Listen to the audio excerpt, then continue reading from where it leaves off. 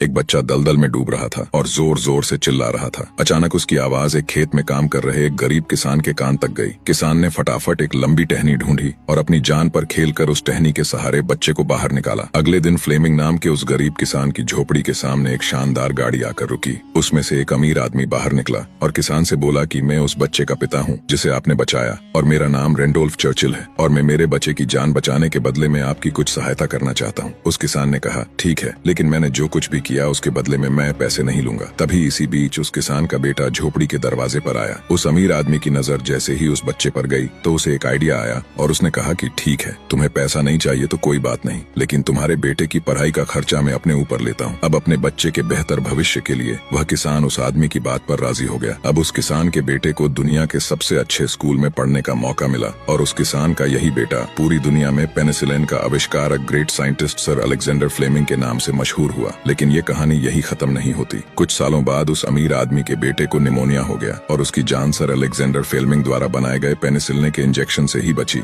और उस अमीर आदमी के बेटे का नाम था विंस्टन चर्चिल, जो 2 बार ब्रिटेन के प्रधानमंत्री रहे। दोस्तों, शायद इसीलिए कहते हैं कि कर्म हमेशा घूम कर आते हैं। इसलिए हमेशा दूसरों का अच्छा करें ताकि आपके साथ भी हमेशा अच्छा हो।